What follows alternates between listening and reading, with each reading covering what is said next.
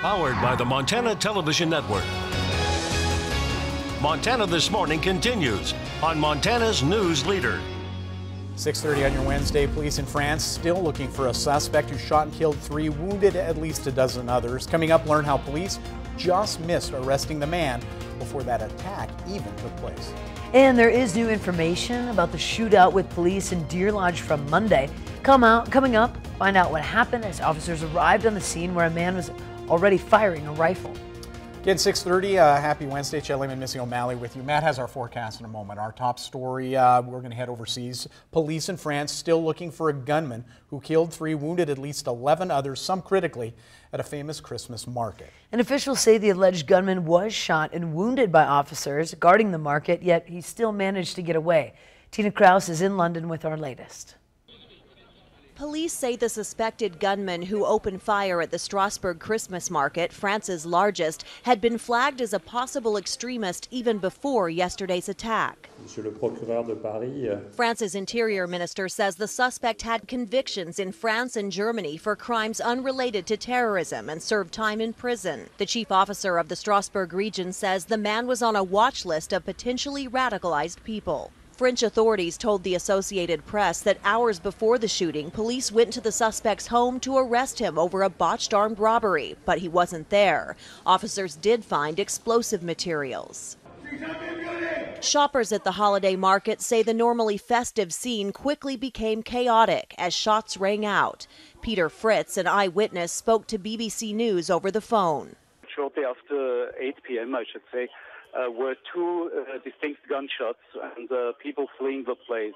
Now, I wasn't sure these were actually gunshots, and I went around the corner and I saw a person with apparently 2 shots into the head lying on the bridge here. The market was the target of an al-Qaeda-linked plot in 2000. It's unclear if that's the reason it was hit. The eastern French city of Strasbourg is also home to the European Parliament, one of several places put on emergency lockdown after the shooting. Tina Kraus, CBS News, London.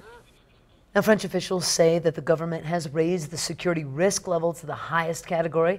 The move strengthens border controls and protection at other Christmas markets and events.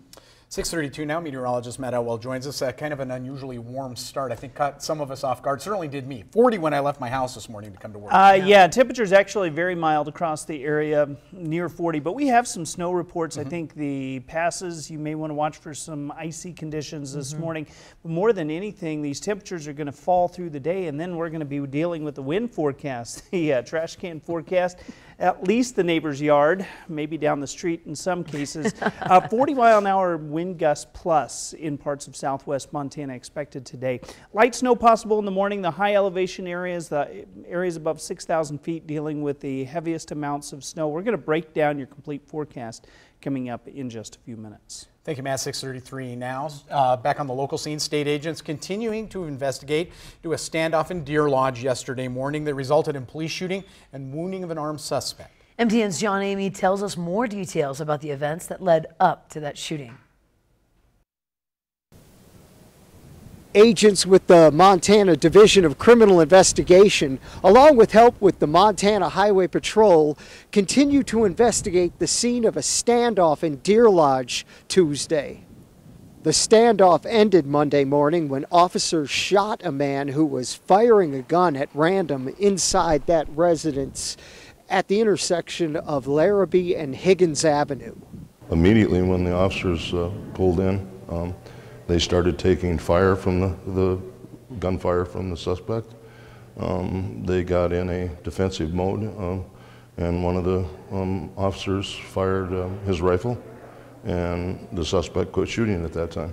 Police were called to the residence Monday just before 9 o'clock in the morning on reports of multiple shots being fired inside the house. DCI told me that there's probably somewhere from 50 to 60 rounds.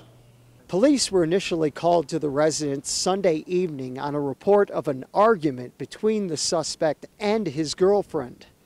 There was no domestic violence of any kind other than a verbal argument. So the officers asked if they'd be willing to separate for the night, which is very common, and they did separate for the night. The next morning the female got up early, and she left to go to Missoula. The male returned to the residence, and he called 911 and was asking my dispatcher, you know, I want to know what's going on. I came here, there's nobody here. He immediately after that started shooting up inside the house and shooting out the windows and shooting vehicles that were parked in the yard. There's been no charges in this matter as of Tuesday while the investigation continues. In Deer Lodge, John Amy, MTN News. Now, John adds on, police say that the man involved in the standoff was shot in the right arm and underwent surgery at St. Patrick's Hospital in Missoula. Police have not released his identity because the charges have not yet been filed. In other headlines, yesterday, Montana's 2 U.S. senators spoke out in favor of a bill to extend health and disability benefits to a group of Vietnam-era veterans exposed to the herbicide Agent Orange. They urged the Senate to take action after the bill was blocked on the Senate floor. Senators Jon Tester, Steve Daines were joined at a news conference in Washington, D.C. by New York Democrat Kirsten Gillibrand. They said the U.S. Veterans Administration wrongly denying Agent Orange-related benefits to Vietnam veterans who served in ships offshore during the war. A bill requiring benefits for these veterans has passed the House, but Wyoming Senator John Enzi is blocking it in the Senate. When we send those folks off to war, and we do it with some regularity, they do it, they do their job, and they come back, and they're exposed to things. If we're not willing to take care of our veterans when they get back home, we should not send them into places in this world where they might be exposed to toxins or get shot. It's time to make a wrong right. Because currently we have veterans who were exposed to Agent Orange, who are on the ocean, who don't receive the same benefits and care as veterans who were exposed on the land. Guess what? This is a land and sea problem. Now we're told if that bill isn't approved by the end of the year, it has to be reintroduced next year. And the Montana Supreme Court overruled an opinion by Attorney General Tim Fox over the governor's approval of conservation easements. The case revolves around the $15,000 acre easement near Glendive. Fish, Wildlife and Parks negotiated the proposed easement. It then went before the Land Board, who voted 3-2 to delay the action. But Governor Steve Bullock went forward with the agreement anyway, arguing conservation easements don't need to be approved by the Land Board because they are not a direct acquisition of land. Senate President Scott Sales asked for a formal opinion on whether Bullock followed the law. Fox determined easements go through the Land Board. However, the Montana Supreme Court disagreed and overturned the Attorney General's opinion. The city of Bozeman has given Heeb's Fresh Market the green light to move into its new location in January. Developer agreed to widen Highland Boulevard and include a left turn signal at the intersection of Highland and East Main as part of the initial approval process. But due to a delay with the Department of Transportation, the developer wasn't able to get that work done this fall. The city agreed to let Heeb's move forward with its January 17th opening date, allow the developer to make the road improvements this spring. Heeb's Fresh Market owners say they are excited about the new larger space. Their current location is 10,000 square feet. New space, 26,500 square feet. Only because of the community that we get to do this. And thank you to our wonderful shoppers that have allowed us this chance. And I hope they're going to be very happy with what they see. As you all see on our history wall behind me here, that Heeb's started in 1947 and has only changed ownership 4 times since that time frame. And the unique part about that is each family, it was a Bozeman family all 4 times. So Mitch and I are the 4th owners since 1947 when the store first opened.